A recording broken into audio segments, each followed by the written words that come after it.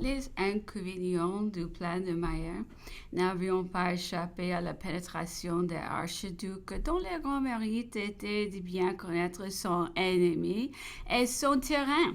Pendant que la grande armée autrichienne aurait marché par la ligne d'opération du Nord vers les frontières de France, où elle trouvait une réserve et la défense nationale, le cœur de la monarchie autrichienne, sa capitale même restait en découvert devant un ennemi allemand actif qui pouvait des absonneries qu'il portait encore d'autres corps.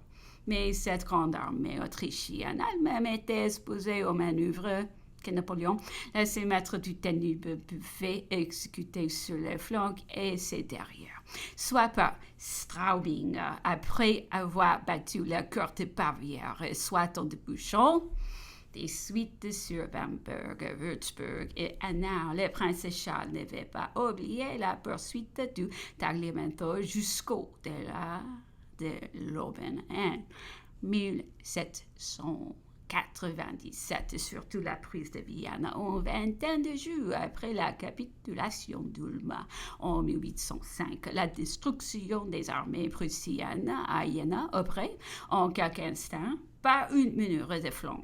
L'archiduc savait bien qu'il n'avait plus affaire à un mur que sans bouger le lacerer derrière lui. Elle est tranquillement déhisée sur le barin. Le prince sentit la nécessité d'occuper avant tout la ligne d'opération sur la rive droite du Danube. Il revint à un projet défensif direct qu'il tenait sur le chemin de la capitale et fit repasser le Danube à Linz par la majeure partie de son armée, ne laissant en Bohême que les premières et deuxièmes corps.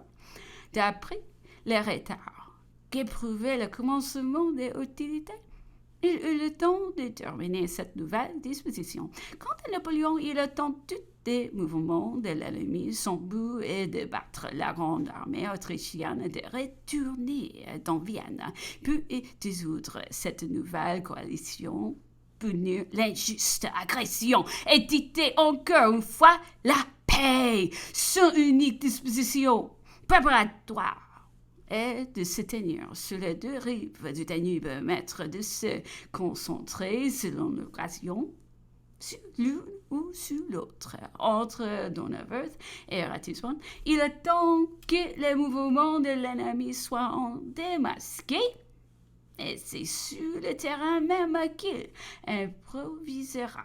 Ces dernières dispositions, il abandonne tout à fait les montagnes dont il deviendra maître lorsqu'il le sera de la plaine où se trouve le chemin de Vienne et au travers, à laquelle il fera voler rapidement ses masses, sans inquiéter de la compétition de son armée, des conscrits qui s'y trouvent en quantité de corps allemands, avec lesquels il devra agir.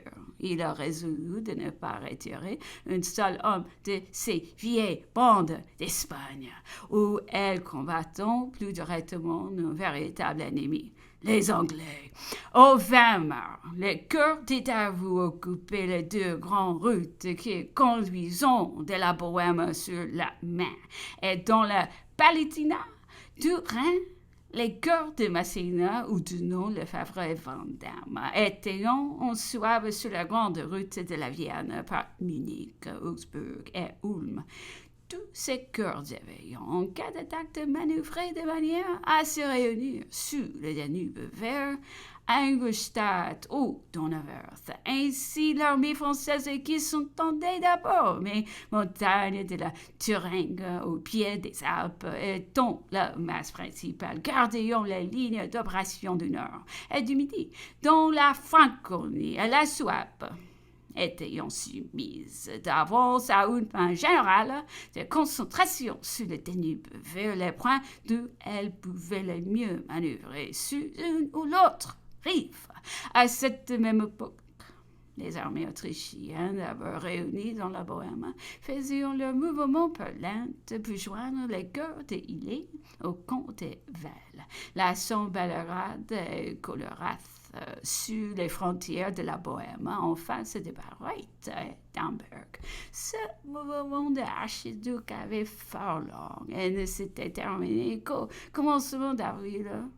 On peut voir maintenant, d'après la position de l'armée française, qui devait être bien connue de l'archiduc, qu'en sortant vivement de la Bohême, il pouvait espérer de culbuter les cantonnements de Davout et gagner le droit vers la Danube. De moins, il pouvait éteindre directement les bords des fleuves et de l'Armut au-dessus de Ratisbonne et y faire sa jonction avec les corps des îlets. Ce mouvement opérait rapidement, empêchait ou reculait fort en arrière la réunion des corps de l'armée française, rendait l'archiduc maître des clefs du terrain et de la plaine au moins jusqu'au lit. Il les tenait à portée en même temps de la route directe de Vienne comme des insurrections du Nord, dont il éloignait trop. Plus tard, l'archiduc Charles revint à cette opération, mais par une trop longue détour. Alors, il n'était plus temps.